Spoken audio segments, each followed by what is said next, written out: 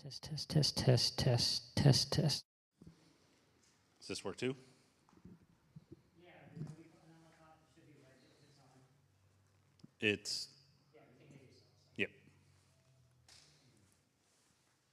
All right, great. Well, it's almost 6:30. My goal is to get us all out of here by 8. There's an 8:15 kickoff, I believe, tonight for the Patriots, so we'll make sure we stick to that. Randy, you ready? Yeah. Excellent. Let's get started.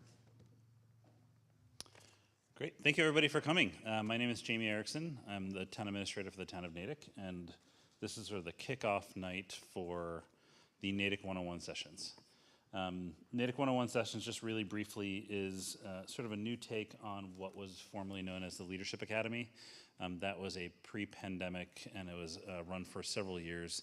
Sort of a series of evenings and sessions for citizens to learn about the town government and what we do, what we provide to the community every day, and be able to ask questions to department heads, to leaders, to various people that work within government. Post-pandemic, we're trying to take a new stab at this, or a new approach to this, whereby really all of these sessions are going to be taped by Pegasus. Thank you, Pegasus. They're actually streaming it live as well on YouTube. And all the materials you're going to see here tonight, as well as the video, will then be kept in a library on our website at the Natick 101, natick.gov/101 website, so that it can be available for anybody who may not be able to make it tonight on this lovely fall night. So the intent there is that this becomes, we basically build up a library over the course of the next X numbers of months, if not years, because we're going to do one of these a month, really, as long as there's interest in the projects and in what we're going to be talking about. Tonight's focus is on town administration. We figured that was a great way to kick off and just do a big, broad overview of town administration. We're going to cover this agenda. I'm not going to read through it, but we're going to do some intros and all the way down to engagement opportunities. Our goal here is really to do 60 minutes of a presentation. I have about 17 or so slides, of which probably 12 are really substantive. And I want to make sure I leave at least 30 minutes for quick Q&A. The goal there is to give an opportunity for you all to ask questions. If there are really high-level questions during the presentation, please raise your hand. More than happy to take a question on a specific slide. If it's something that's a little more substantive, we might put that in like a parking lot, and we can hold that until the end. Meeting logistics, again, 90-minute meeting. I mentioned this at the beginning. I want to get everybody out of here by 8 because there's an 8:15 kickoff for this evening.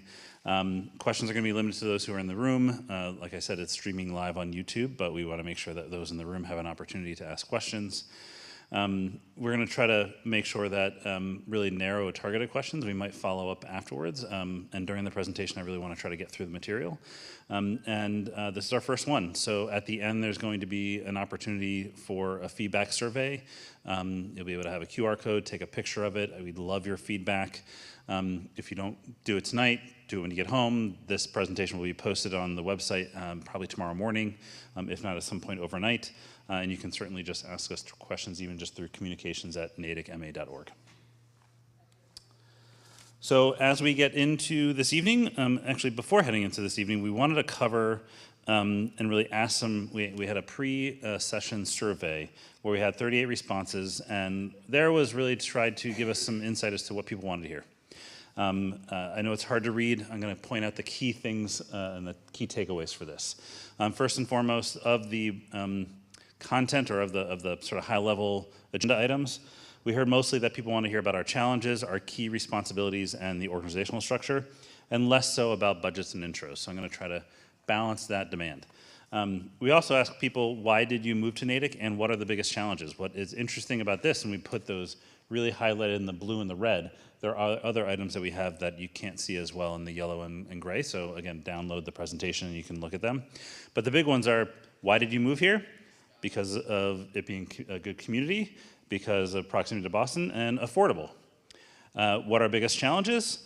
Housing, growth, and affordability. So It's kind of interesting that we heard affordable or affordability as both a reason why people are moved here or live here, as well as one of the biggest challenges for us as a community, which I actually think that's spot on. And then we asked an open-ended question just regarding really what people might want to also hear about. And these are the top two things that sprung to the top: long-range planning, what do we want Natick to look like, and how can Natick leaders better engage with the community. We're going to have a whole slide about engagement at the end. Just for everybody who's watching, there are different links and tabs embedded into the presentation as well. So when you can download it, you can actually see the raw results. You can see that on the far left. So if you're interested in some of the back-end data, there's various components or various times when you're going to be able to have that opportunity throughout the presentation. So just quick intros. Again, my name is Jamie Erickson. With me tonight is also John Marshall. John is the Deputy Town Administrator for Operations, and as well as Billy Walsh. I always think of saying Billy Elliott, but it's not Billy Elliott. Billy Walsh, who is our administrative lead, really, in our Office of Town Administration and Select Board. Billy's been a huge, great addition to the team. 3 months, 4 months now? Almost 5 months. An amazing addition to the team. It's been great to have Billy with us. Just back to us, Jamie Erickson. I've been working in local government for about 15, 20 years. I started my career in actually grad school when I was working for the town of Amherst, and then I came out of grad school as a planner. I was actually, my background's in regional and city planning, urban planning. Worked for the city of Lowell for a little while, for about 7 years. Then I passed through Everett, and I eventually landed in Natick as your Community and Economic Development Director about 9 years ago.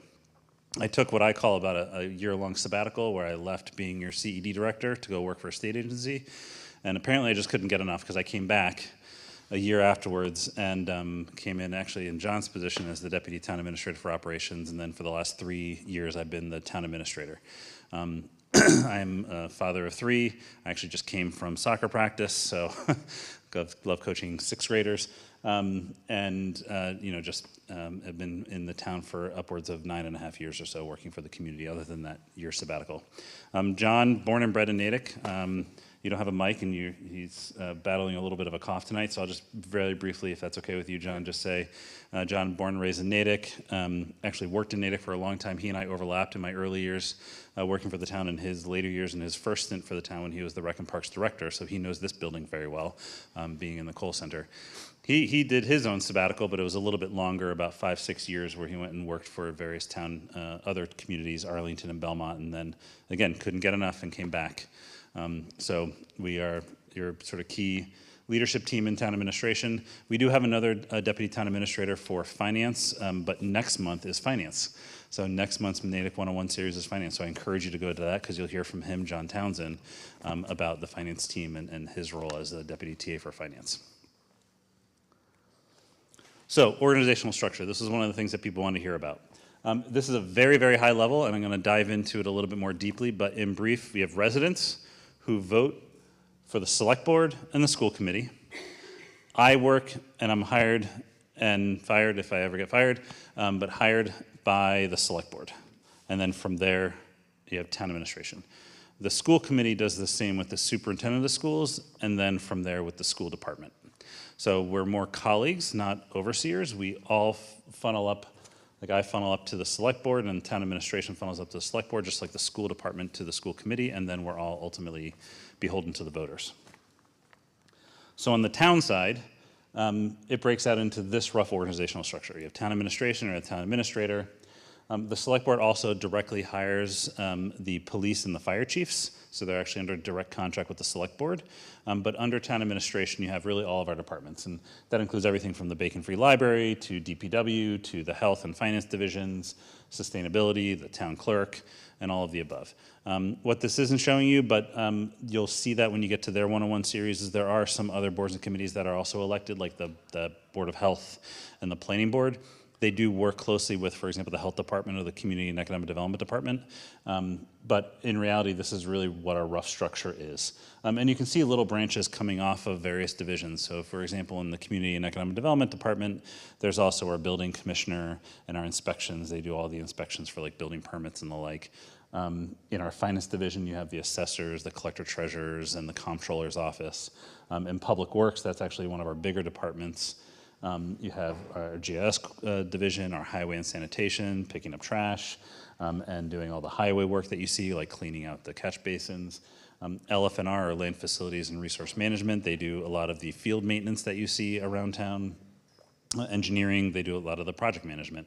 And a lot of the roadway maintenance management work. Equipment maintenance, which is really just all the back-end mechanics that work on all of our vehicles and our vehicle fleet. And then water and sewer, which is really an enterprise fund, but the water and sewer division falls under them as well. And they provide you with the great water and the removal of things from your properties. Quick question? Where does the town manager fit in? That's my role, town administrator, and I'm at the very top, town administration. Okay. So manager, administrator, same thing? In the case of Natick, yes. They actually did vote to change the term to town manager a couple town meetings ago, and we're working that through the process. So ultimately, it's town manager, town administrator. It's interchangeable in the case of Natick. Okay. In other communities, it's different, but in the case of Natick, it's more interchangeable. So town manager is essentially you have residents, select board hires the town manager. So I'm hired by the select board, and you residents vote for the select board, which is a 5-member volunteer board. Great. My eyes don't quite reach to the writing underneath. Most of them are self-explanatory, but next to CED is CS. Sure. Great question. Yep. What does that say? So CS is Community Services, or a Community Services Division. And that includes everything from Rec and Parks, so they operate out of this building, as well as the Community Senior Center, where our Council on Aging and our Human Services Division are. So that's all under that umbrella. It also includes the Community Organic Farm, the golf course, and Veteran Services. Yep. So why don't I get through the presentation? We'll probably come back to this slide in the Q&A, quick Q&A, yeah. Yes, yep, I mentioned, yep, in the beginning. So these are all going to be posted probably later tonight, so you'll have them access them tomorrow morning. We wanted to show just an illustrative example of when I look at a street, what do I see? I see all of the areas that the town has an impact or an influence or a responsibility or a contribution to. And this map is actually showing you a picture looking down Washington, where the Morris Institute Library is on the right, and there's a parking lot, which is part of the Middlesex Savings Bank, on the left. This just highlights 11 of the probably 24 things that the town has influence over. Everything from square dedication for veteran services, to polling location in the library, to building permits on something that's under construction, to the sewer maintenance of the underground infrastructure, to the sidewalk maintenance, to plowing, to the parking tickets and the parking enforcement, to traffic calming. I can keep going on and on. The point is there that just in one picture of one street, the town has an influence over so much and provides so much services just in that one picture. And again, 11 of these things are just the 11 things that we're just highlighting in this image. There's another easily dozen to 24 more things in this picture that the town has some level of oversight, influence, responsibility, what have you to. Again, take a look at this picture at the presentation, and you'll see even more when you start looking at it. It's a really interesting slide, I find. But it's also pretty important to understand what our true indirect and direct responsibilities are. Oversight is more on the indirect side. We, as town administrator and as town administration, we have indirect oversight over really all of the day-to-day operations of the community. We do rely heavily on our team of department heads that manage their departments and manage the work that they do. And we're a full service community, as you can see from the prior slide. We have everything, from public safety to water and sewer to a golf course to a farm. Like, we are a full, Natick is very fortunate to have a full service community. And all of that really funnels up to the town administrator and town administration. We're also overseers of the budget planning. We do have a finance division that does an excellent job with the nitty-gritty details, but ultimately it's the town administrator's budget at the end of the day that gets presented for review and approval to a town meeting in the spring in advance of our fiscal year, which is a July 1 fiscal year. Long-term planning. People might be familiar with the Natick 2030 Master Plan. It's administered through our Community and Economic Development Office, but it's really a master plan that encompasses the entire community, and it's our responsibility in town administration to also help advance that plan, along with all of our other plans that we do. That's just one of many plans that we do in the community, meaning we have like an open space and recreation master plan, we have a fields master plan, we have a budget plan, we have budget financial documents. So we're sort of the keeper of all of those in the sense that we need to ensure that we provide the indirect oversight to the department heads that are important to enacting those various planning documents. And then obviously priority projects throughout town. Just an example is sort of the dam removal project in South Natick, but there's countless many projects, both ones that we, the town, oversee, whether it's the Cadicho Rail Trail construction that occurred several years ago, or South Main Street reconstruction, or the ones that we just partner with our state and federal partners, like North Main Street, which is actually a state-run project, even though there's a lot of town involvement, or some bridge replacement projects that are happening or occurring in town, or the Natick Center Station rebuild. We work very closely with our partners at the MBTA, or Mass Bay Transit Authority, or Mass DOT on those projects as well, and a lot of that funnels indirectly through the town administration, and in some cases directly. So on the direct side, as the select board is essentially my boss, I'm sort of in charge of ensuring that, one, not only the day-to-day operations of the community are being worked on, but also I'm enacting their policies. They're the chief policy-making board for the town, and I'm in charge of helping them both form those policies, but also ensuring that they get enacted in the community. Contracts and agreements, almost all contracts and agreements for the town side, not the school side, but the town side, work through town administration, and that's both with our collective bargaining units. We have a lot of unions that we work with in town, but also just purchase of goods and services, the contracts that run when we're doing a construction project for a water or sewer project, they run through town administration directly. Operating budget and capital budget, both of those are very top and very important top priority projects for the town. Like I mentioned, they're town administration budgets. Budget planning is more the finance side, but the actual budget itself is going to be more out of town administration. State and local partners, as I mentioned, but also the liaison with some of our delegation. We have a very good and strong delegation here in Massachusetts and in Natick. And I regularly contact them on behalf of the community to make sure that any state level or federal level policies and procedures we have an influence on, or at least we can provide input on. Insurance and risk, a lot of insurances for the community. That's directly out of the department as well. And then primary resident liaison. A lot of questions come in that people might not know exactly where to go. Come to town administration, give us a call, shoot us an email. We'll help get you the answers that you need. We are a full service department and a full service community, like I mentioned. I'm gonna do a quick time check. I'm actually ahead of schedule. We're hoping to be here by 7 o'clock, and I'm actually ahead of schedule.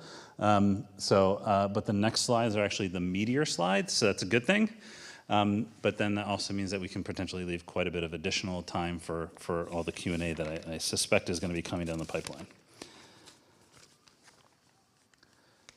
When I say meteor, I do mean meteor, so budget. This is a very high-level review of how our budget, revenue, and expense have worked through the years. You'll notice that the revenue is almost always higher than the expense when it comes to the actuals, and that's a good thing. We are required by the state to ensure that we provide a balanced budget, and we are also required by the state to do conservative budgeting. So at the end of a fiscal year, it's always very important that we don't overspend our money.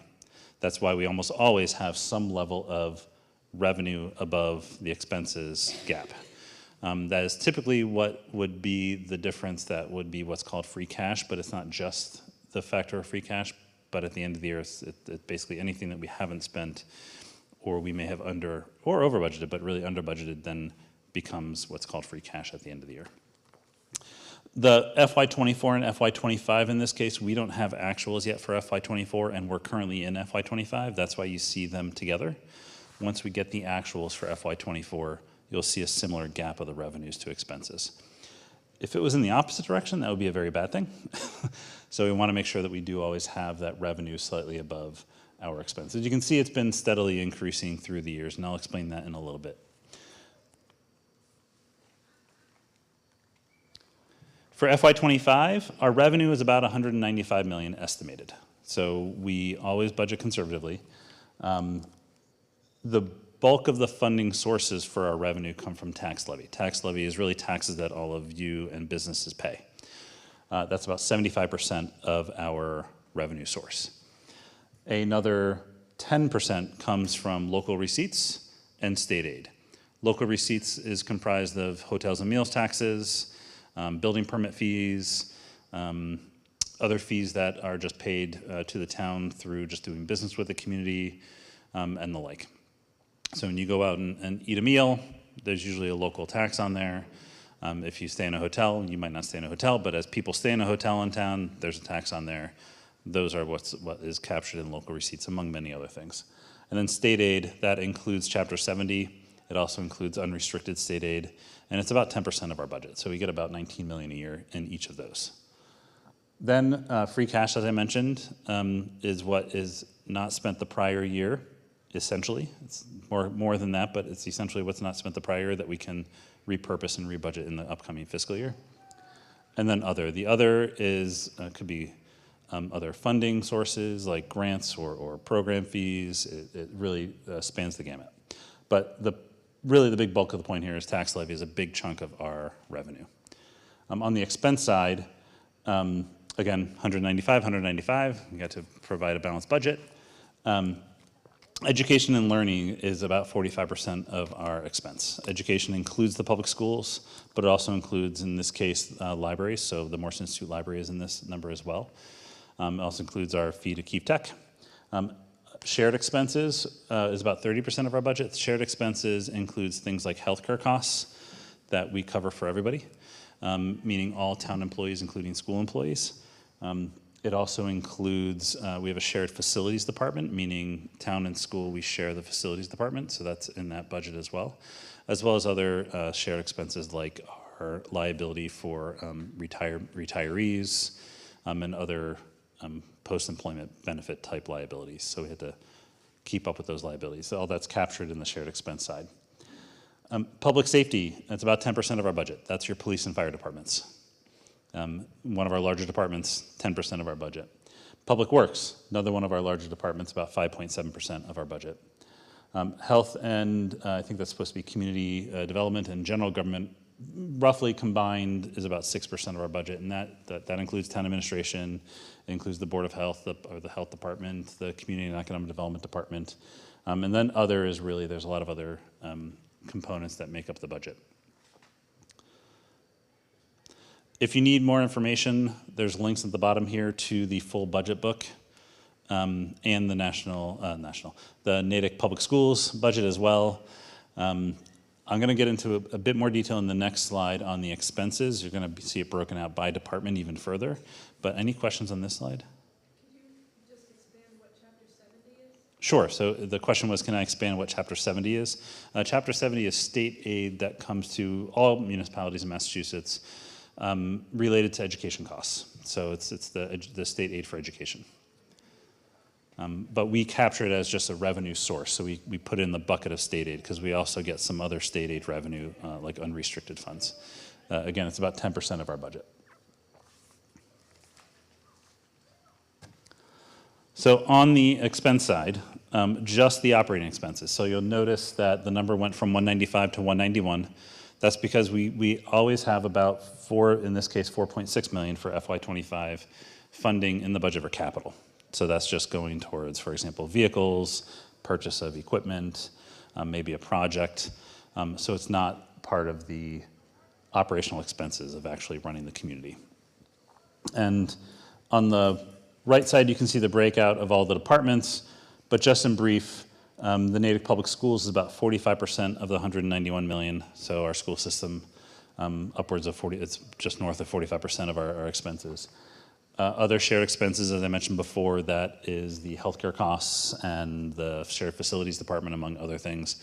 One thing to note about that is about 60 to 70% of that covers school costs, because our school department is our largest employer on the town government side. Just in basic terms, the school department employs about 1,200 to 1,500 employees, depending on how you count full-time and part-time employees. On the town side, we employ about 300 to 400 employees. And I say 300 to 400 because during the summer we ramp up with our camp counselors and things like that during the camp season through our Rec and Parks division. But year-round, it's about 300 to 400 employees that we have for full-time employees or full-time equivalent. So it's about a 2-to-1 to 3-to-1 ratio of school employees to town employees, but all of the healthcare costs are covered in the shared expense line. And then it just breaks out a lot of the others. So you can see Morse Institute Library is in here. They have a budget of about $2.6 million. Our facilities management, which is actually in the shared services department, although it's broken out here as a separate department, is at $4.7 million. But Natick Public Schools is at $86.8 million. Public Works is one of our more expensive departments on the town side. They're about $11.2 million, and so is our fire department. But the fire department and the police department are both 24-hour operations. So keep that in mind that they're actually running a 24-hour operation. Public Works, actually, by and large, is 24 hours. For example, the water department does have a 24-hour operation, and they're also on call 24 hours a day. So if there was a water main break, the crew is amazing to get there in time to fix the water main break, but they're doing that at all hours of the day and night. And then it goes all the way down to our weights and measures. We are required to do weights and measures at a cost, well, our budget for that is about $35,000. So get all the details, again, the link to the budget book, which shows you even more detail about what the departments do and what their budget entails. But what are some of the challenges? We have a lot of challenges. These are just the top 3 categories. I mentioned budget a lot tonight, and budget is one of our challenges. We're obviously required by state law, but also just good practice to practice fiscal conservatism. We don't want to over budget and then have revenues come in under. That would be a bad thing. So we always sort of under budget and ensure that our projections have revenues coming in a bit higher. But that leads to this balance between what we can actually accomplish with our expected revenues and what are our demands. Our demands almost always exceed our revenues, and that does lead to some deferred projects for repairs and things like that. I feel like we're always, in my 9-10 years here, we're always trying to play catch up with, ooh, I'd love to do that project, but. We have a very talented team when it comes to funding these projects. We get a lot of grant funds. I give credit to our team in throughout our organization. For example, just recently, we were the recipient of about a $2 million grant applied for by our sustainability manager, Jillian Wilson-Martin, to redo basically the entire heating and cooling system at the Benham Elementary School. We do have a local match of about $400,000, actually I think it's $600,000, but that's an amazing opportunity for us to use federal resources to cover a capital project that doesn't fall on our local taxpayers. We had a similar grant that we had for the Morse Institute Library, where we got about a $1.1 to $1.2 million grant to replace that heating and cooling system, and our local contribution was about $600,000. So we are very talented at getting grants to cover a lot of our costs. North Main Street's another one that I think is a great to highlight. That was about a $14 million construction project. The town, though, had to do the design work and do the acquiring of the right-of-way. We own most of the right-of-way, but we had to do some easements. The town put in total about $1 to $2 million, but we got a $14 million project out of it. So the return on our investments when we do ours, and we have a very strong team to be able to apply for grants, helps us do more with what we have. So it's a very high-value community, in my opinion. People is our second sort of biggest challenge. And that's just everything from compensation, being competitive, being in a very highly talented, highly educated, strong economic region. We're not only competing with other communities, but we're competing with the private sector in a lot of our sections. We obviously can't, compensate the same as the private sector, so we have to be mindful of that. And we have to make sure that it's still good value for the citizens. But we need to make sure we're competitive. Succession planning, that's a big focus of mine. And that's not just from retirees, although we've had a lot of retirees in the last 5-10 years, but it's also just people move jobs. And I want to, in my opinion, I think cross-training and ensuring that people are educated on how things work in town and inside our operations is key to that succession planning, because it's not only just people retiring at the end of the day, it's also people just shifting jobs, which is natural. But But it's important for us to think through how can we ensure that when somebody leaves, that knowledge doesn't just go with them. So we're really trying hard internally to make sure that we do a lot of that succession planning within our organization. Benefits. Benefits are a major cost driver for us, healthcare benefits, but it's also something that we need to be mindful of because it's one of the things that we can entice folks to come into local government. Massachusetts has a pretty beneficial pension system that all local municipalities have to pay into, and that can be a driver for people to stay within local government for many, many years. I personally am already in it for about 17 to 20 years, so it's a benefit to me to stay within local government for a little bit longer. And then employer brand. Natick, we're competing. We're competing with other communities. We want to make sure that people feel Natick is a great place to work. Come to Natick and work with us. I've always found Natick to be extremely interesting, and I've come from very interesting towns in my background, like Lowell and Everett.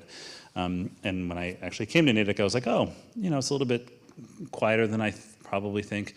It's not. It's a very interesting place to work. There's a lot going on. There's infinite number of projects for the right self-starter, for the right person who wants to just do good for the community. And I give Natick credit for being a community that is diverse both in its population, but also in its built environment and just in its willingness to take on new tasks and really be a leader. That is one of the things that drives me, and I find that to be part of what we can build into our employer brand.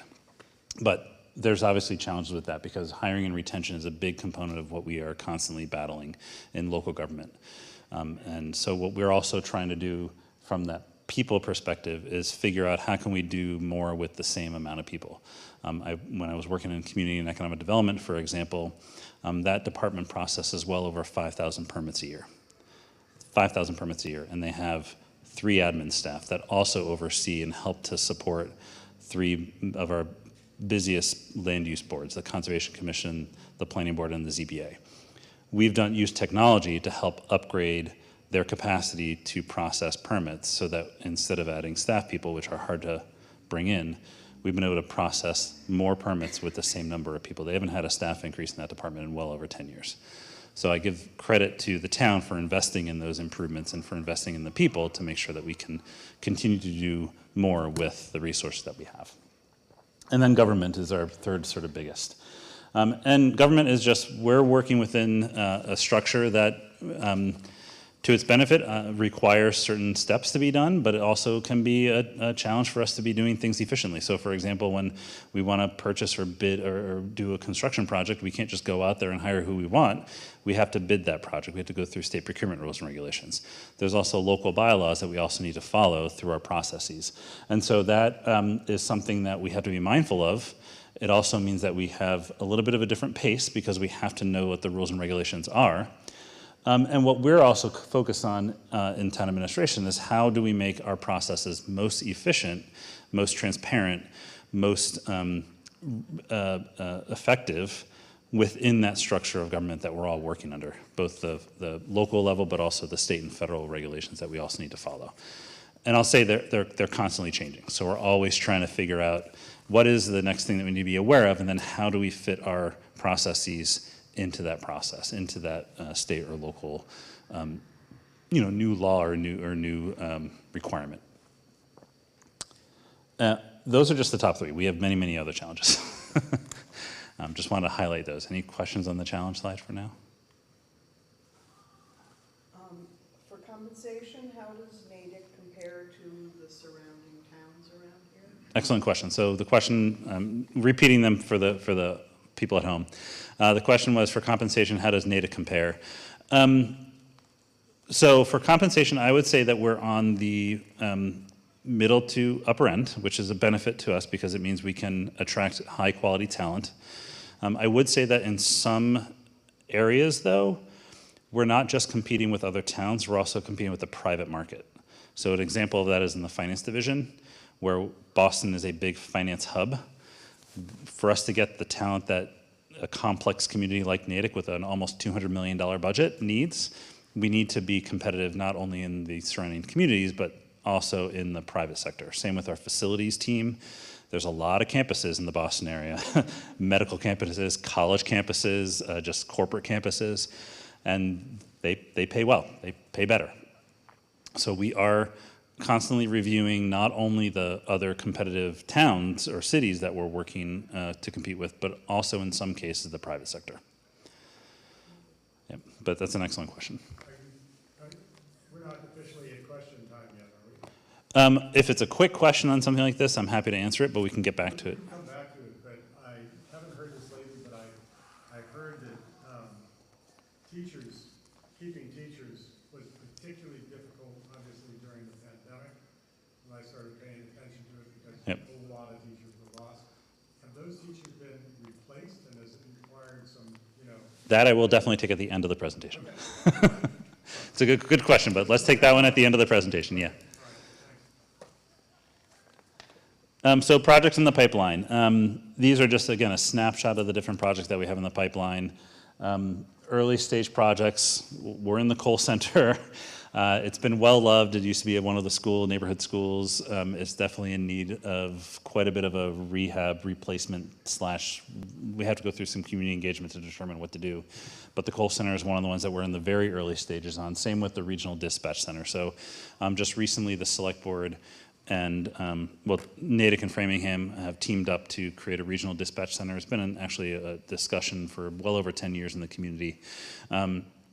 But there's very big incentives on the state level for us to do this work. So we're partnering with Framingham, and eventually we'll have other communities as part of it as well, but to basically regionalize our 911 call center, emergency call center.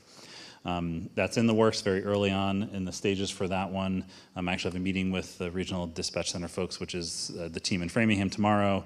We're currently just doing initial design work to the actual physical space, and we're working to figure out how to actually create it. We had to hire somebody. And then obviously our goal is to have all of our dispatch team to be part of that center, but it takes time. It's going to be a couple years for that to come to fruition. On the mid to late stage, zoning updates. There's a lot of discussion at this upcoming town meeting around zoning. We've been doing a lot of zoning update and zoning work in our zoning bylaws to modernize them. I give full credit to our Community and Economic Development Director, Amanda Loomis, for doing that work. She's an amazing resource for the town. There's also what's interesting with this year for zoning is there's been some recent state mandates that we need to be mindful of. MBTA Communities Act is one of those. And so Amanda and her team have been doing an amazing job over the last couple town meetings of getting our zoning bylaws in a place where they're compliant with the MBTA communities. And then this upcoming town meeting is really where we get to that full compliance component. And then the South Natick Dam removal, as I mentioned before, is another big one that we're advancing through the design process right now, along with the park system, although there's two separate projects there, but there's also a park system that's part of it for that project. But this is just, again, a high-level snapshot of the many, many projects that we have ongoing in town right now. So engagement opportunities. There's a lot of them. Hopefully, even if being here tonight, you're probably already on the Be Engaged side, meaning you're coming to the Natick 101 sessions, so thank you. But for those who might be reviewing this not tonight or from home, simple ways to be engaged. First, be informed. Sign up for our updates. We are constantly updating how we do updates through our website, and those are for different things like board and committee agendas, just news flashes, things like that. Find us on social media. Sign up for emergency alerts. Those are various ways that you can sign up and just to be informed. Be heard. Vote. Vote at the local elections. Be a part of that election process. The select board, the school committee, the town moderator, the town meeting members, planning board, not conservation commission. There's a lot of various local boards, Board of Health, that are volunteer boards, but they're elected by the electorate, by the residents. And you can also just show up and be part of public speak. Another one here is the flash vote. I want to plug that a little bit. This is a new feature that we're trying, that we're implementing on the town's website. You can link it from the presentation. And we're going to be using this as a way to engage with the community. We'll probably have 1 or 2 flash votes, coming down the pipeline a month. And the idea there is that as things come up, we want to hear from the community as part of this process so that we're receiving that feedback. A goal of just being part of government is having multiple feedback loops, whether it's just through being engaged or being active or just showing up to a meeting like this. I get excited when I see people getting engaged and being part of the multiple feedback loops. Then you can always email us. If you call the office, you'll probably talk to me, John, or Billy, and we will be there to help inform what you have questions about. And then be engaged. Volunteer opportunities, there's ample boards and committees in town that you don't even need to run for office. You can just be a volunteer. You can be part of local government by getting involved, or just attending these sessions in the future. We're going to be doing these again monthly. Becoming a town meeting member, or just signing up for volunteers for other volunteer opportunities, whether it's with government or just within the community. We do work a lot with a lot of our local partners through all of our aspects of government, and so if you're working with a nonprofit, you'll probably interact with the town at some point. So let's talk. Q&A. Am I still ahead of schedule? I am still ahead of schedule, so this is great. Yes. Can you share with us a little bit about how well Natick is doing relative to comparable communities and the metrics that are actually used to gauge that? For example, you talked a little bit about compensation relative to other communities in Massachusetts, but I'm wondering if there are other metrics like inbound flow of people versus outbound flow of people. Gotcha. That sort of thing. So to repeat, just for folks who are on maybe watching live or just for the tape, the question is, can I comment on how Natick is doing as compared to other communities in Massachusetts, and what are some of the metrics that we use to gauge that? That's an excellent point. Excellent question. And there are a lot of different metrics that you can use to that, and depending on the metric, you can tell your own story. In my opinion, Natick is an extremely financially strong community. We're a AAA bond-rated community, which is the highest rating you can have from our various bond rating agencies. We have strong growth, and that growth comes from both population growth, just from the 2010 to the 2020 census. Our population increased from about 33,000 to about 37,000. That also equates to economic growth. Just in downtown right now, for example, there's about $200 million worth of private investment happening in Natick, just in Natick Center. Then you also add another upwards of similar amounts that MathWorks is expanding at their campus on Lakeside, which is by the mall area. That we also have life science industry budding by the Sherwood Plaza area. They're building a new building there, about 60,000 square feet. That investment, to me, shows that Natick is doing something well. Natick is doing something right. People want to be located here. Businesses want to be located here. That, to me, is a sign of a healthy community, especially in the region. We're becoming a center. We're becoming where people want to be. I always kind of joke when people ask about parking, and Natick Center, during the pandemic, we definitely did not have a parking problem, but I'm starting to hear more complaints about parking. I always say that's a good thing. People don't complain if they don't want to be in some place. Parking complaints go up when people want to be in a place. So I kind of consider that even though we have to address those issues, if we don't have a parking problem in our Natick Center, it means people don't want to be there. It's a very loose anecdotal gauge that I tend to have. But if you think about like the places that people tend to say, oh, it's great to be there, but I couldn't find parking. Well, it's because everybody wants to be there. So I think if Natick has that problem, maybe that's not a bad thing. Some other gauges that we use, I mentioned our fiscal strength and just our growth from a fiscal perspective. We do have continuously rising revenues. Our tax base continuously is a strong one and a healthy one. But I also look at our services. So Natick being a full service community, we have a full-time fire department, a full-time police department, a full-time Rec and Parks division, a full-time, we have a golf course, we have a community organic farm, all with support from the town. A full water and sewer division, a very talented Department of Public Works. That to me shows that Natick as a community appreciates and invests in its infrastructure, invests in its people. Not all communities have the ability to have a full-time fire department, for example, to have some of those full-time services. The town also goes above and beyond when it comes to investing in infrastructure. So just in the last, I say 5-6 years ago now, the town voted for the overrides that led to the construction of the Kennedy Middle School as well as the West Natick Fire Station. pretty overwhelmingly. I think the vote was north of 80% in favor. That is another, in my opinion, sort of healthy sign to say that the town is investing in itself. It's investing in its infrastructure. Question? Just a question kind of along that line, because I'm kind of newer to this town, and I was just curious, interesting to me that this project of Kennedy was able to happen, and it's wonderful, you know, vis-a-vis what happened with like the Johnson School, that, you know, was the gem of the town, and then yet the town has decided that that is not like the direction that, you know, we want to go with like smaller neighborhood schools. And I'm just curious, because I don't remember there being any sort of like opportunity for an override or anything like that. And so I was just curious, like, how come in that case it happened and then in this other case it was not even an option? Sure. So the question was, how does the Kennedy Middle School compare to sort of the decision for the Johnson School project, and how did one happen but the other one maybe not have the same type of process? Yeah, I mean, I wasn't here for when that whole, you know, Yeah. the project kind of like, you know, bubbled into, you know, Right. fruition. So I don't, you know, I don't even know what was involved, but I Yep. was aware, very kind of, I mean, I don't think that it was difficult to find out the information that was happening with Johnson until almost until like it was a fait accompli, you know.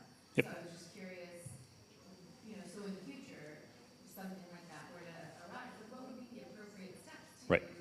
you know, because we're saying that Natick invests so much money in infrastructure, but when it came to that school, all along, from what I understand, there were these issues that needed to be addressed, and rather than investing in infrastructure, they were like, you know, bandaged, you know, so. If I can finish answering the question here, and then I can try to just very high level, because I think what the avenue you're going down and explain a little bit is a little bit outside of town administration's role. But I'll try to finish answering the question here, and then I'll pivot a little bit to give you at least some direction on some of that. Because my understanding is that like the property has reverted back to the select board, and I don't understand like. How that works, yeah, I'll explain that mechanism, yep. Just back to your question, a lot of what I just mentioned with regards to the town is willing to invest in itself, and that also leads to support for our bond rating and the like. Those are all, in my opinion, sort of the healthy signs of a community. It's also a community that really invests in its people, it invests in its partnerships. You know, we have some great nonprofit partners, whether it's the Natick Service Council or Family Promise. We also have some very dedicated volunteers. Those to me are also healthy signs of a community that is doing well.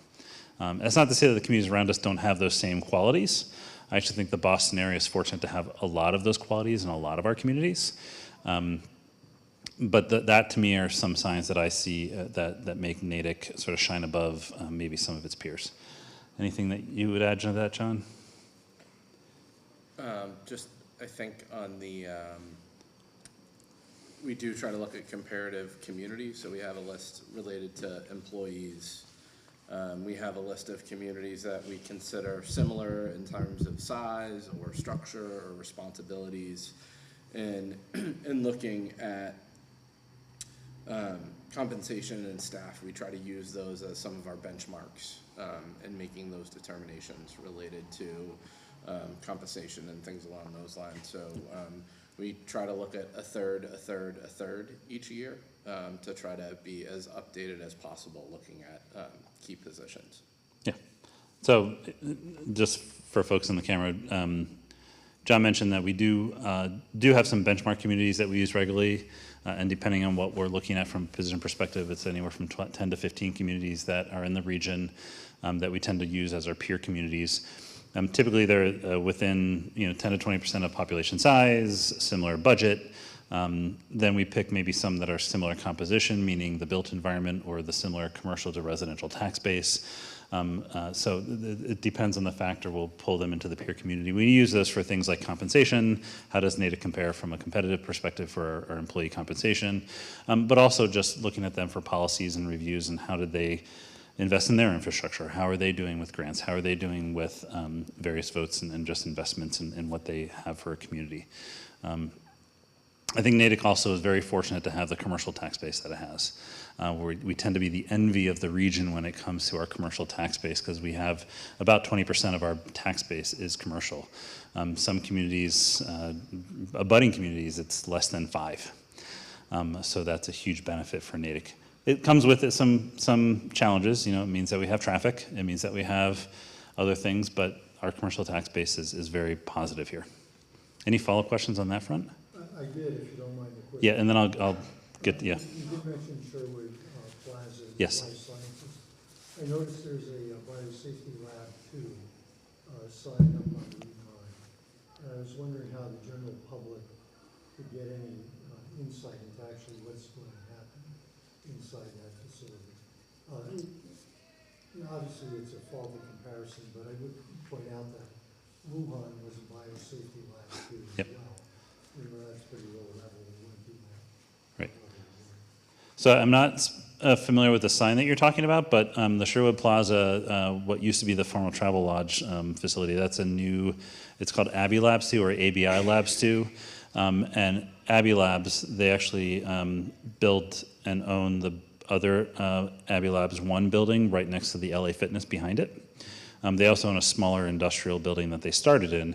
And they're an entity that actually incubates, so they have shared lab space and they incubate. Mostly, my understanding is it's mostly like, sorry? I think so. It's mostly biotech, but they incubate. So it's usually 1 to 4 person firms, and then they can create more space for them. And I think the intent with the new building is that as firms get bigger, they incubate, and we're finding that they get to a certain size and they tend to leave because we don't have the space here in Natick. So they are very entrepreneurial. We're very supportive of them. They're trying to keep them here in Natick, which is great. That's great, but it's the biosafety level 2. Yeah, I'm not familiar with that sign, so I can't speak to that specific. I do know our health department has bio regulations on the books, and that ultimately is where that lives through the Board of Health, which is a 3-person voted voted volunteer board. And they adopted regulations, I think about 3 years ago, that would address some of those questions with regards to the level of what's happening in Natick. Yeah. And then they have direct oversight over some of that internal to the lab space. Yeah. So the question, sure. One, are you talking about the old Neiman Marcus space? Is that the? So the question is, are we talking about the old Neiman Marcus space? So that was permitted for lab space at one point. There was about 150,000 square feet of lab space. But then the market shifted in the Boston area, and now that's going to be indoor pickleball. And then the other question I had was regarding the percentage of revenue that comes from commercial space. If I understood what you had said earlier, please correct me if I'm wrong. Right now, there's, I'm not sure if you said a percentage or a sum of, an investment that's happening in the downtown Natick area. Has that, shifted up the percentage of revenue that's coming from, is that commercial growth or is that, residences? Like, what is that? Excellent question. So I did mention in Natick Center right now, if you look at Natick Center and you include everything from Union Street and what's happening on Union Street to the center, and then some other side streets as well, there's about roughly, very rough numbers, about $200 million of private investment. So that's what, when an entity is applying for a building permit, they have to put down there the cost of their project or the estimated cost of their project. So that's just from what people tell us is what they're investing. In Natick Center, the majority of those projects are mixed use. So they have usually what's like a ground floor commercial type space, which could be a restaurant or just a commercial space, and then upper floor residential. So it does have some residential component. But a lot of our multifamilies might be categorized, especially at a certain scale, as commercial. So they would actually lead to that commercial side. We don't have a split tax rate in Natick, so we have a single tax rate, which means whether you're commercial or residential, we set the value. The value for commercial is usually set on profit or what the landlord is getting from a revenue perspective, and that's what we set our tax rate on and the value on. But our tax rate is a single tax rate for commercial versus residential. But yes, it's about an 80-20 split. I think it's technically 79 residential to 81. Actually, no, it's the other direction. 81 residential to 19 commercial. What's interesting is that there's also a factor in there with regards to values. So if, for example, commercial values increase greater or more rapidly than residential values, that split shifts. Same with the other direction. In the last several years, our residential values have actually been increasing greater than our commercial values because of the commercial market being what it is post-pandemic. So we're actually seeing it shift a little bit away from commercial and more onto residential, strictly because of the valuation. Is it common, like, with those peer communities that, you know, town looks at for what they're doing and, you know, competitive assets, to do that split, or to not split, Tax rates? So the question is it common for the split tax rate? It's really a community priority or policy. I personally have worked in communities that have been on the extreme of the tax rate split, meaning they heavily tax commercial industrial properties and less so in the residential. And what I found in those communities is that it's actually been a deterrent for commercial investment, and that impacts the values of those commercial properties, which then brings down their value, which then brings down their overall. So in the end of the day, it actually comes out to almost a wash because taxes are part of that income structure that a property is valued on. So if they pay more in taxes, their value goes down. So it's about a wash in some respects. And then one other question I had before you get to the other question. When I was looking at that chart where you had the various different like organizations, and you know, as you talked about this one particular ad lab that's building another. This one here? Yeah, so I didn't see anything with regard to like the town's position, you know, vis-a-vis like small business, entrepreneurship. Sure. And I was just curious what, because I don't know anything about that, like if you could kind of. Absolutely, yeah, no problem at all. So a lot of our economic development work happens through our Community and Economic Development Office, that's CED. And in that is our building department, which also handles inspections, so they'd be at the construction site, making sure that it's built to building code standards. But we also have a team of planners that work on short and long-range planning. They also work very closely with our Natick Center Associates, which is actually a nonprofit in Natick Center. It's been there since the 80s. It's a public-private partnership that we are a part of. And they help, among other things, they help run the cultural district. So Natick Center is a designated state cultural district. And so with that designation, we get grant funding, but we also have obligations to do things like run events, cultural events. Some of the things that are happening on Thursday nights in the summertime, for example, that's run by our cultural district. We work, and they also run the farmers market. They do art walks. They do the diversity fests that we have. They do a lot of the events that are happening in Natick Center are run through our partnership with the Natick Center Associates for our cultural district. And through them, we also work on a lot of small business development.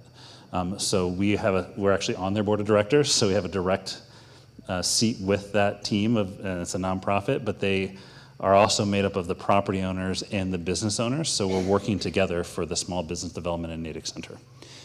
Some of the business development that is happening in our industrial parks, we work really closely. They aren't quite as organized like Natick Center, but we work really closely with those property and business owners as well.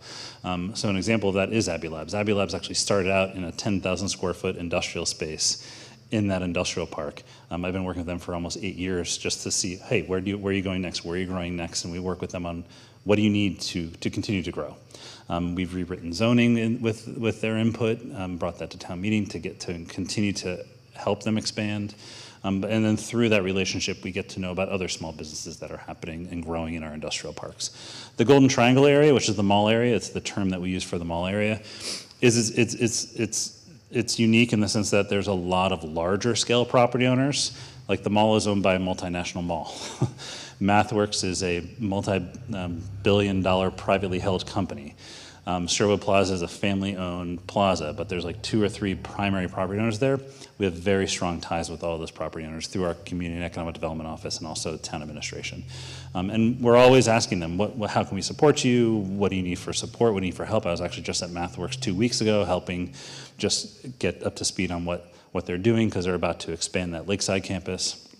And so we're in constant contact with those folks. And we also make sure that we understand what's coming down the pipeline because we need to address or at least understand where might there be more demand on our services. Do we need to upgrade infrastructure to support economic development through water and sewer investments, through improved public safety investments? Police and fire, if we add a big wing onto MathWorks or expand them all, we need to know that because that can have an impact on our police and fire and responses. So we're always in contact with our business owners and property owners, and that's throughout town. I highlight those key areas, but we work closely with South Natick business and property owners. With West Natick, we're doing a large planning process around the West Natick commuter rail station to understand there's sort of aged industrial properties, so we're trying to figure out what's the next sort of life for those. You're right next to a commuter rail station. It could be prime for some reinvigoration. What does that look like? What does that mean? And we're actually actively doing that work now as well through community and economic development. They also help manage some of the long-range planning for transportation. I mentioned North Main Street and South Main Street. North Main Street, when I was in CED, was actually my project, so I actually managed that design work and worked with the community, along with the Cadillo Rail Trail. That came through CED. They're now working on the Main Street, so it's actually the section that's not North Main, not South Main, but that Main Street, as well as working with our partners at Mass DOT and MBTA on the MBTA station project, and we have various bridge replacement projects as well happening in town. So CED is an amazing resource. They're a team of like 3 that does all that, 4 actually, because they also help oversee our wetland protection rules and regulations and do trail stewardship work and it's an amazing job that they do. And that's just one division, and I wouldn't say they're even the busiest, so it's an amazing resource for what they do as well. Yeah. You asked the question about my wheelhouse. That's where I came from. So, before I go to Johnson, because that's a little bit sort of tangential to town administration, I'd like to ask if there's any more questions really more directly related to town administration, and then I'll definitely answer yours. And if it's not within the time, because I am being mindful of the 8 o'clock time frame, you and I can talk even separately if that's okay. Yeah. I think this is a good topic because this is about, educating citizens and community engagement. My question is, looking at things sort of strategically, I understand that the town has changed quite a bit in the last decades and that citizen involvement isn't what it used to be. And my question is, does this present a challenge that you've identified for Natick? Because, when you look at, you mentioned Natick Master Plan 2030 Master Plan. And there was one back, in 2012 or something where, envisioning future Natick and Natick 360. Yeah, values. Yeah. That. And when you look at that, you realize that just like the rest of the country, we aren't quite reaching all the nitty-gritty values the way we want to be. Okay, there are things in there that are just, you need more help. In other words, how do you meet citizen engagement? That's my question. What kind of, other than running for office and being a volunteer, being on a committee or town meeting, what goes much better when you have active citizens engaging and bringing issues and so forth? That's great. So just for those who are home listening, I'll try to just summarize, I guess, the question. Part of it is, exactly, really what is the role of citizen engagement in our day-to-day operations or even just running the community and running the town, and what would be, what do we need from the citizenry to help to continue to run Natick as it is, but then also looking at how we've changed over the last 10 plus years. And I'll go back to, you mentioned the Natick 2030 Master Plan and really just any planning document. I always find as a planner, I always look at planning documents as sort of aspirational. You look out 10, 20 years. and then you review them every 5 years as you implement. Because that initial vision that you have today is going to change. They're living documents. It's going to change. But it's got to be aspirational. You got to look out that far. You got to be willing to say, yeah, that's our vision. And then every 5 years or so, hey, is that still our vision? Let's reassess this. Let's make sure that, and what have we completed? Looking back and seeing what we've accomplished is important for a community to do as well, because that might shift you a little bit, might shift you as a community. Your priorities might shift a little bit. Your goals might shift a little bit. Your vision might shift a little bit. What do I see as some of the top priorities or top ways for community engagement and really citizenry engagement? Well, I guess I'll first start with some of the challenges. You mentioned Natick. Look back 10, 20 years, and even 30, 40 years, you probably had Natick did have a lot more citizenry involvement, a lot more citizen engagement, and it has definitely changed even in my 9 years here.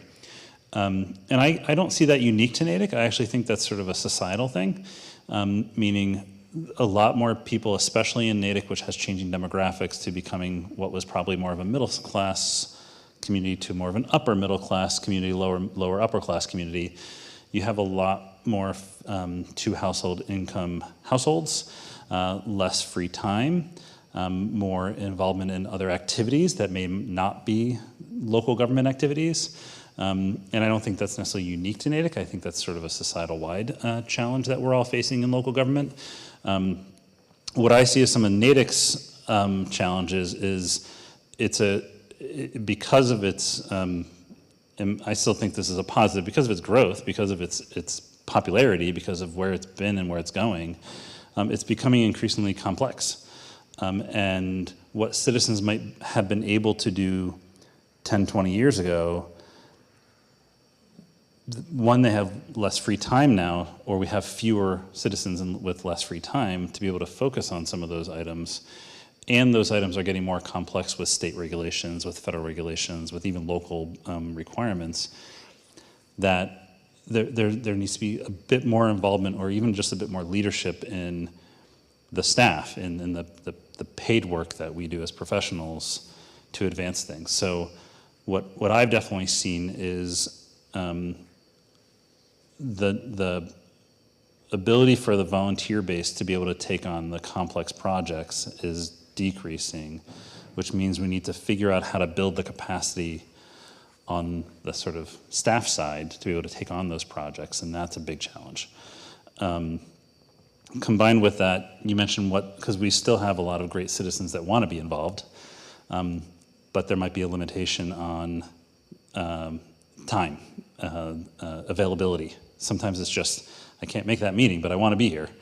So what I truly see as a sort of an avenue for continued involvement is really just showing up, being present, providing that support, being willing to listen, being willing to learn, being willing to help inform a future, because if we don't, if we're not willing to know where we want to go with feedback, doing nothing, in my opinion, is also an action. So having people to help inform what actions we do take is equally important for us to understand where we're going as a community.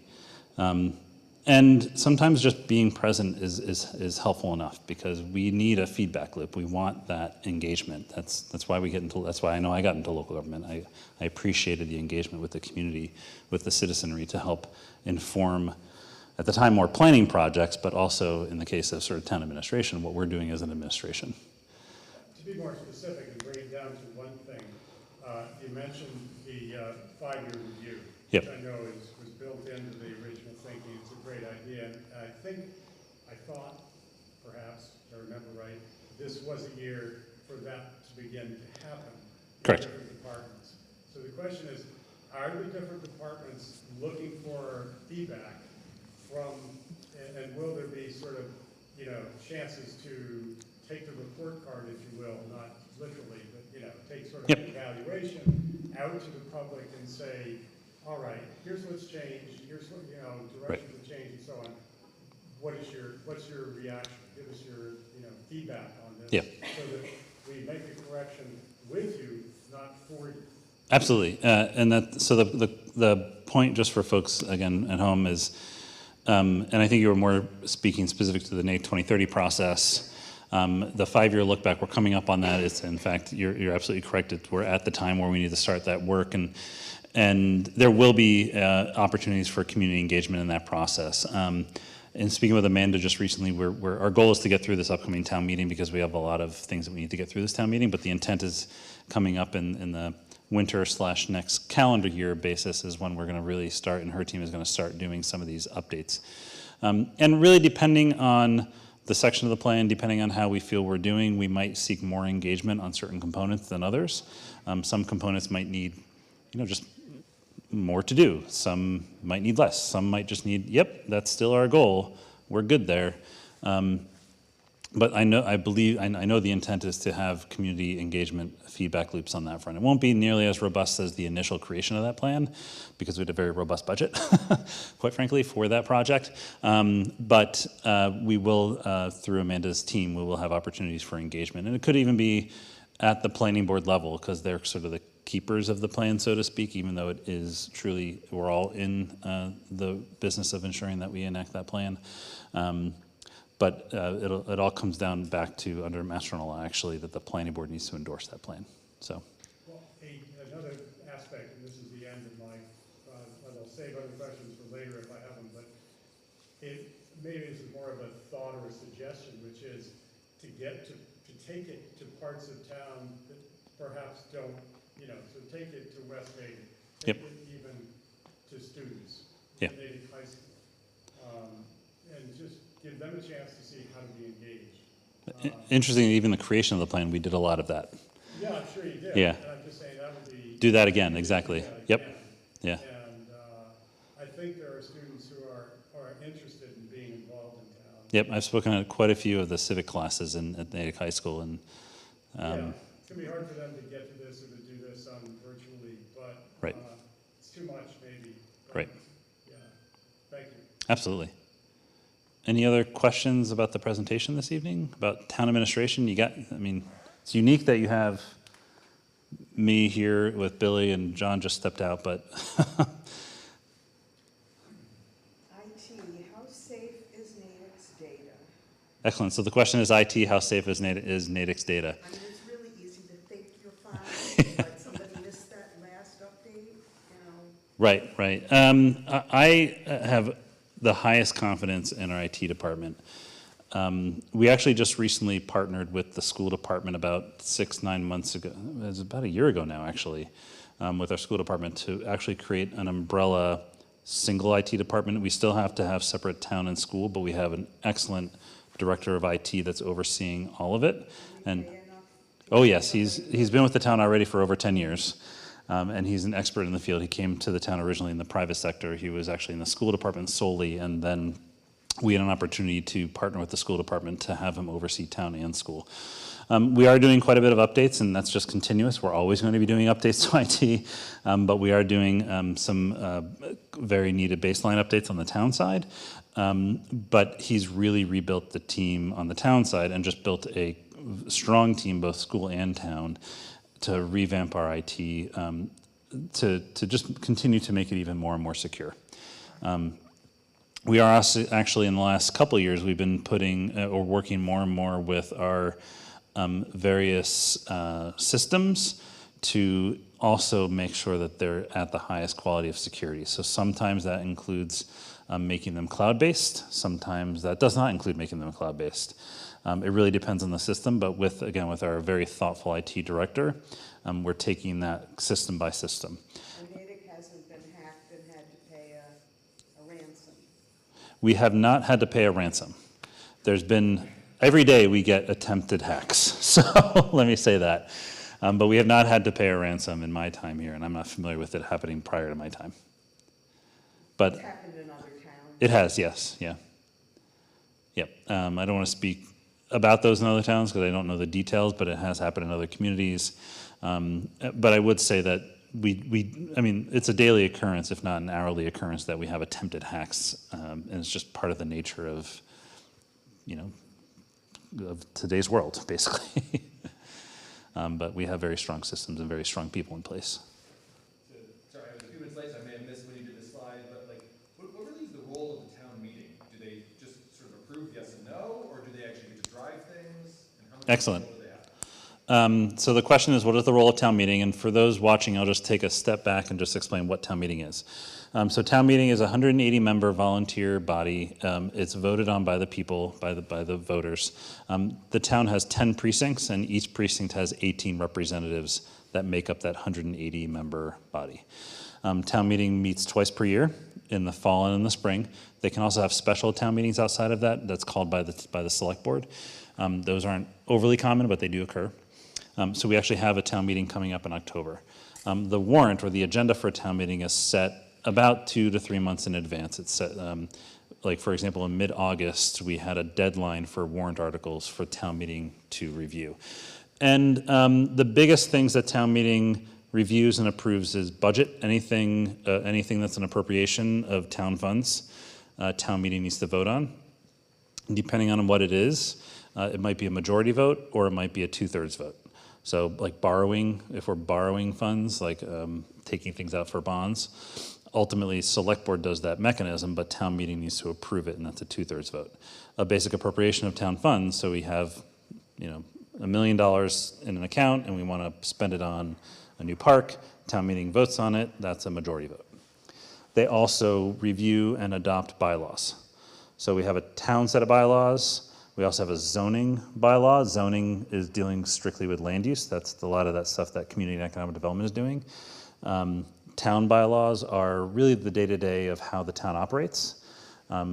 Informing the town bylaws or the town charter, that's our governing document, but the bylaws is really where we have things like our trash and recycling requirements, our police regulations. There's like literally 74, 75 of the bylaws. I'm looking at John because he might know better than I do, but we have a lot of bylaws. Point there is town meeting reviews and approves those bylaws. So if we want to change, for example, a regulation that's outlined in a bylaw, we would bring that forward to town meeting, they would debate it and be yes or no. There are other things that town meeting does. They do a lot with, for example, what's called a citizen petition. Citizens can also petition town meeting. Usually a petition relates back to something like a zoning bylaw or a town bylaw or an appropriation of funds. But they can have like non-binding resolutions as well. But those are the bulk of the key components of it. So I kind of consider town meeting to be sort of the legislative arm, the select board to be sort of the executive, although they delegate most, if not all of that to the town administrator, me, although I'm more of the chief administrative officer for the town, whereas the select board still sets the policy. So select board policy, town meeting, that sort of legislative body.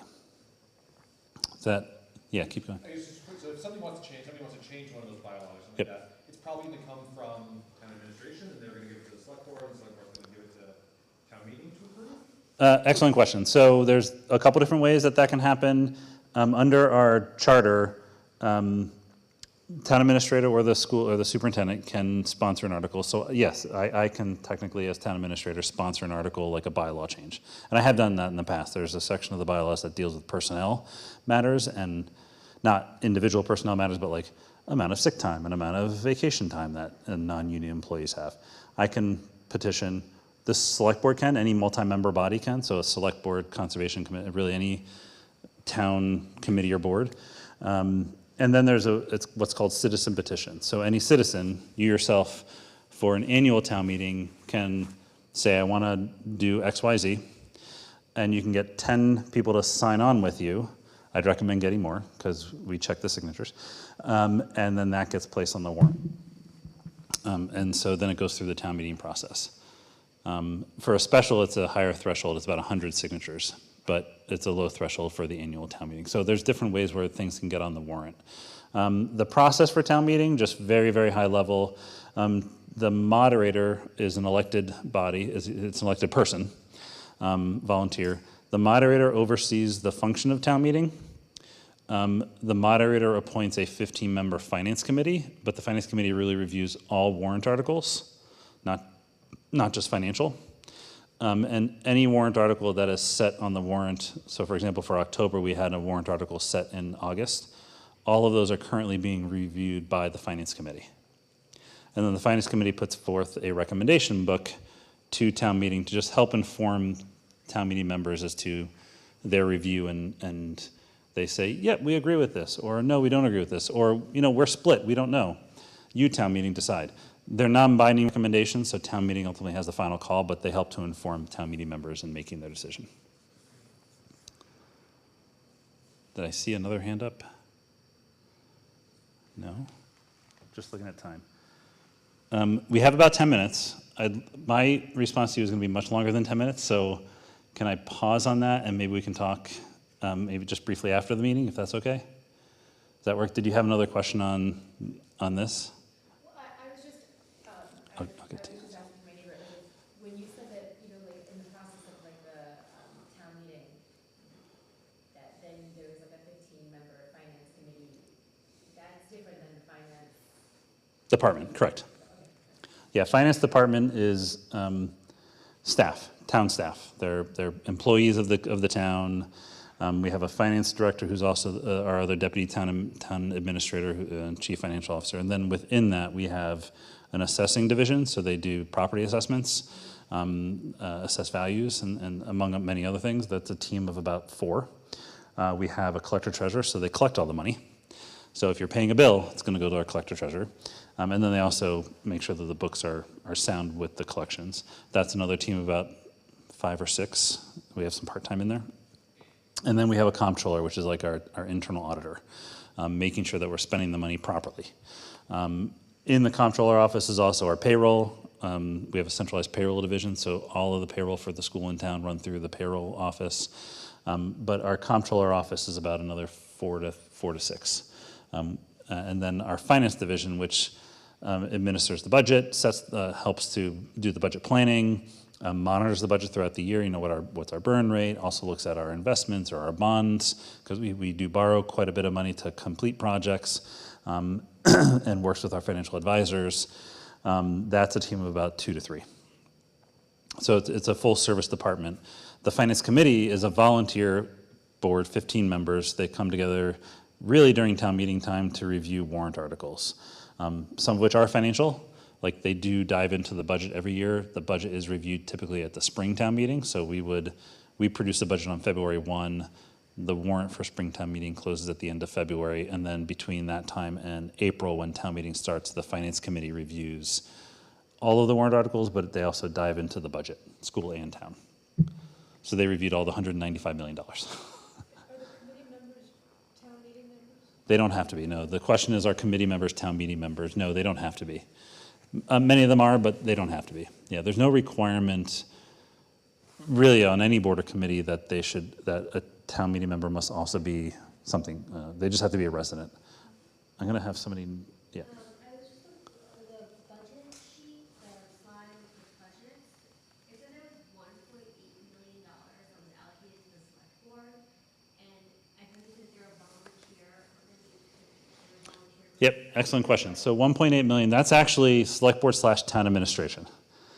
So that's actually my department. We call it select board in the budget book, so I wanted to make sure it was consistent. So if you saw that in the budget book, but it's really town administration. They are a 5-member volunteer entity, but I'm not volunteer.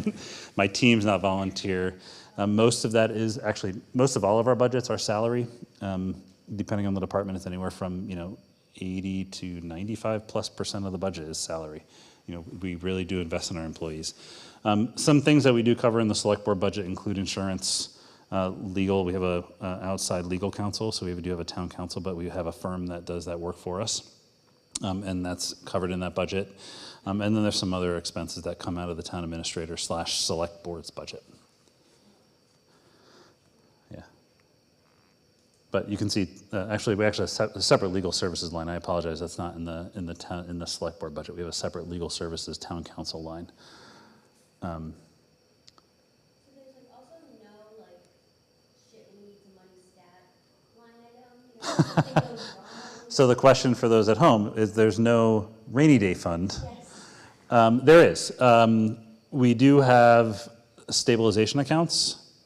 with like a savings account that we, during the pandemic, we used. We had the oh darn moment during the pandemic, and we drew down. It was the first time actually in Natick's like history we actually drew down from our stabilization accounts. We've actually been rebuilding that the last several years. We're soon to hit our minimum targets. We have financial management principles that have been adopted by the select board. It's a financial policy. Where we want to hit sort of minimum targets in our stabilization accounts, and it's a percentage of our overall budget, and we're just shy of that. But we're actually ahead of targets from when we thought we were going to be coming out of the pandemic. So we're actually ahead of our targets of hitting. We're actually ahead of our time schedule for hitting those targets, and we're planning on getting there actually in the next 1 or 2 town meetings. That wouldn't be an operation expense, though. That's something that we might use, for example, I mentioned the term free cash. Those are sort of one-time funds that we can't necessarily rely on because it's not like it's a tax. It's at the end of the fiscal year, we settle up all of our books. We look at all of our liabilities that are still open, meaning contracts that might need to be paid, or grants that we might have paid out of but we're waiting for reimbursements, and just money that we didn't spend over the course of the year, or items that we may have over or under budgeted. So we do conservative budgeting, but for example, local receipts, we estimate those at the beginning of the fiscal year, and at the end of the fiscal year, we have to see how close we were. Our goal is to always be below what we actually get, because if we're the other way, then that's not good. But that delta then, along with all those other things, fall to free cash is the term that we use. We don't get that certified, though, by the state. The state actually certifies that until mid-October-ish. But then we can budget that, and that can go towards, we like to try to use it for one-time expenses, but historically the town has been using it for also covering operating costs. So in the FY25 budget, the one that we're in, if I go back a slide, on the revenue side, you see 4.4% of free cash. Ideally, that would be 0, but that's just sort of an ideal scenario. We have to make do with what we have for resources. So we do use about 4.4%. Usually it's below that. Last year was a high year for free cash usage. Part of that is we're still feeling some of the lingering impacts of the pandemic. Economic impacts. So of the $195 million budget, anywhere from $4 to plus million of that is going to be free cash. Last year we had a certified free cash number of I think about 6.4 million. Some years it's higher. We have had higher years. Some years it can be lower. You can't predict it. That's why we try not to use it as a predictable revenue source. A quick question, and Sure. hopefully a quick answer. Yeah. It's to do with audits. Who audits the books? Is it routine for towns to have a state audit? Do they audit it? Do they pick an auditor? How's that? Excellent. So the question is, who audits the books? So we are required by the state to actually hire an independent audit firm to do an annual audit. It's always in the years past. So we're about to start our audit for FY24, because FY24 is complete. We've hired an outside firm for that work, and we also have a volunteer audit advisory committee that helps with that process. The audit advisory committee doesn't do the work, they just help. Well, they put forth recommendations on which firm to use, and then when we receive the report, they help with, what are the findings and how can we improve the work of the town? Does the firm change often? That's a great question. Does the firm change often? We just changed firms this year, but it was the first time in many, many years that the town has changed firms. Thank you. In reality, there's not a lot of firms that do this work for municipalities, so our choices are fairly limited, but we do try to make sure that we get, we certainly do try to ensure that we're getting a fair and balanced and independent audit, and we're required to do that on an annual basis. We actually then have to report that to the state as well. Did you have another question? Okay. I'm just looking at the time, sorry. Point of order. Oh, wow, you're getting the terminology down. Are you a town meeting member already? But it was just, I heard you say a variety of positions that were volunteer, that were elected. Is there a comprehensive list of these are all the different positions, this is what's available? And because even when I went to vote the last special elections, remember, I try to prepare myself before I go, right? It's often a little bit difficult to find any sort of information. And one of the things that I realized that I was kind of ignorant regarding was exactly like what each position does, right? So like, it's there on the ballot, and you have this. But Yep. you don't, like, you know, I'm new to all of this, so like, I don't really know what, Yeah. you know, if there's like a title, but that doesn't really mean that much to me. Right. And so I just wondered if there was a way that I could educate myself that like I'm just not aware of. Sure, sure. So the question is, where can we find information about the town, essentially, and the functions of the volunteer boards, as well as just other entities and such in town? So this is a great opportunity. I'll go to the last slide. The natickma.com website, and there's a search function on there. You can search select board or conservation commission or what have you. That's a great way to do that, to learn more. I feel like, I don't mean to interrupt, but, you know, I feel like even that requires a certain, like, base of knowledge, right? Because some of the terminology I'm not even familiar with, like, until I saw that diagram, you know, the illustration with all of the different, I just did not realize how expansive the whole, you know, operation was. Yeah, And yeah. and like, I wasn't even talking about that, I was talking about the one with like the organizational structure. Oh, this one. Yep. Yeah, I mean, part of the reason why we're doing these one-on-one series is to help educate, and that's why this is going to be on the website. We're going to have this up there so that you can go back to this and learn. So again, as town administrator for 3 years, there's been a lot of priorities that we've been working to advance, and one of them was communications and improving communications and outreach and engagement with the community. We have, for the last 2 years, had a great communications expert who has been revamping our town website. Jay has been doing, sorry? Yeah, Poor Paddock, yep, has been doing a great job. We're not there yet. I'll give you full credit for acknowledging that. But we are trying to ensure that we continue to put more information up there. And part of this is also we need to get internally a culture of working to engage as well.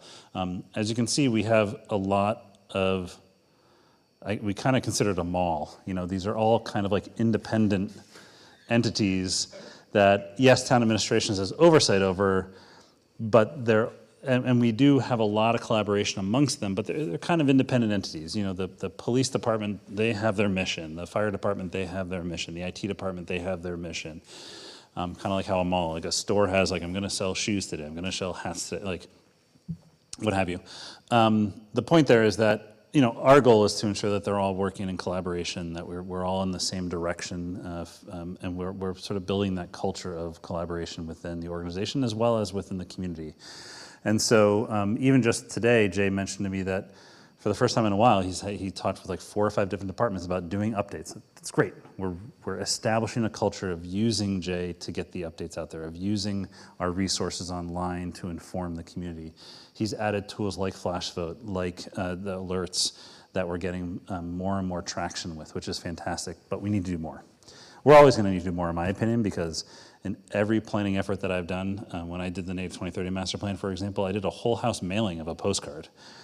I still had many, many people say, I didn't even hear about this. How do you know about this? And it's just the nature of in my sort of humble experience and opinion, it's sort of the nature of local government is just, we're always trying to get the outreach out there. We're trying to educate the people, and there's just going to be people who, you know, might not be a top priority for theirs, which is fine. But we want to be accessible. Yeah. Isn't the town administrator's handbook, that's available in the library, isn't it? Doesn't that answer some of these questions? My town administrator's handbook? Well, there's a big thick book that I have that goes through. I should get a copy of that. We'll talk later. Yeah, we'll talk later about the town administrator's handbook. Yeah, it must be fake. No, it's like, is it the annual report? Is that what it's called? Annual report, oh yes, that's a great one. So, and the library actually digitized all of the annual reports throughout history on the Morse Institute Library website. But the annual report, so annually the town needs to produce a report that, among other things, has a listing of all our boards and committees. It talks about what each one does, who's on them. It has actually a catalog of all of our town meeting actions and the sessions and the votes. Financials are in there as well. It's about yay thick depending on the year. Yeah, it depends on the year. Sometimes it's a bigger one, sometimes a smaller one, but that could actually be an excellent resource. And you can find that, again, terminology, you wouldn't know that, but that would be a great resource just to learn about the community. And we do one every year. We're a little bit behind for last year, so apologies to the community for that, but we are going to get that out very soon. Recognizing it's 8 o'clock. Yeah. Since we're on this slide, just quick, I find it odd that the Morse Library and the Big Library are separate entities. I would think it would be the one. I'm assuming that's like legacy of how they were created or something. It is, yes. Wills from the 1800s created them as separate entities. And then just, have there been any changes to the org structure like recently? And Sure. Do you anticipate any changes coming up in the next few years or anything? Excellent question. So we've done some adjustments here and there. For example, we actually didn't even have a sustainability department until the last 10 years or so. Jillian Wilson-Martin's our sustainability manager. Just last year, we hired a second person to work with her because she's been doing such an amazing job. And she brings in hundreds of thousands of dollars a year in grants and other funds to the town, so it's well worth our money. That would have been just more of one of the one-person departments on the bottom. Sorry? Didn't CED grow, expand? Not so much. CED was merged several years ago into one department back, I think, in 2010, 2012 timeframe. Same with the Community Services Division. That was actually merged in 2012. It used to be we had a separate Rec and Parks Division, a separate Human Services Division, and a separate Council on Aging. We merged that under one umbrella. I'm not seeing significant changes to the org structure in the coming years. We'll continue to do tweaks as we need to because I think it's just in the best interest of the community to continue to figure out how can we better serve the public, how can we better provide services, and what makes sense from an org chart perspective. But by and large, these are probably going to be where we see a lot of the divisions. Finance actually used to also be separate. It used to have a separate assessing office, a separate collector-treasurer. Collector-treasurer actually used to be elected. Now it's appointed, and a separate comptroller. So I'm not seeing a lot of additional consolidation or expansion in the coming years. But excellent question. We are always looking for internal tweaks, though, to not necessarily the org structure, but just to how job functions, because I think it's just in the best interest of the community for us to continue to look at how can we better serve the community. Last question, if that's okay? Okay. I just want to be mindful of the time, mindful of our team here at Natick Pegasus. A big thank you to Natick Pegasus for all your work tonight. They're actually taping 3 other things happening tonight. So thank you, Randy, and to your team. Thank you to Billy for coming out tonight from my team. He's fantastic. And John Marshall, who actually came out feeling a little bit under the weather. Thank you. Before you go, feel free to take a snapshot of that. It's a quick survey. You can also find it online tomorrow. It shouldn't take you more than 4 minutes. It's 10 questions. I think 5 are required. That QR code will take you to the form. It's a Google form. Yeah, but I don't do that because I don't have one of those. You can look at communications@ma.org, and we can send you that link. Email that and ask for a copy of the survey. Yeah. And again, this will be posted on the website, so if you have trouble getting the QR code, we can find it tomorrow on the website. Next month is the Finance Division, Finance Department on Tuesday, October 8th at 6:30. That's actually a mistake right there, but at Town Hall. It says 10/8/19. It's supposed to be 10/8/24. We did not go back in history. Is there like a lineup of all of them and all the things that they're gonna be talking about? So this is our current lineup. We have not set dates beyond the Finance Division yet, but our first 4 are Town Administration, Finance, Community and Economic Development, and then Communications and EIO, Equity, Inclusion, and Outreach. We have a Director of Equity, Inclusion, and Outreach. And then we're going to go into boards and committees, community services, DPW, fire, health. And the feedback loop, if you do the survey, we want to hear from you about what else you want to hear. So the intent is to do these monthly to get through this initial list, and then we'll add, or we might even go back to, for example, town administration and do that again probably in about 2 years. But, because it's about monthly, you know? And again, the video and the presentation are going to be on our website, Natick, the 101 series website. So if you have questions or you want to go back to the presentation, want to go back to the video, you can go back there and take a look. You can always email us communications or selectboard@natickma.org, or I'm Jamie Erickson, jerickson@natickma.org, 2 R's and a CK. And, you know, well, we're here. So yeah, we are hoping to get through all of these, and if you take it monthly, that's about 2 years worth right there. A year and a half or so. But we're gonna probably add more, or go back and start doing them again. So thank you all for coming out tonight. So I see the Natick Public Schools one, will there be like a separate one for like the school committee, or is that just part That of is the intent. We have actually been asked by the school committee to ensure that they can have one as well. But yeah, that's exactly like one of the ones that we'll add will be the school committee. Yeah, because we have select board and some others in there. Thank you for coming out. It was really great. Thank you, Randy.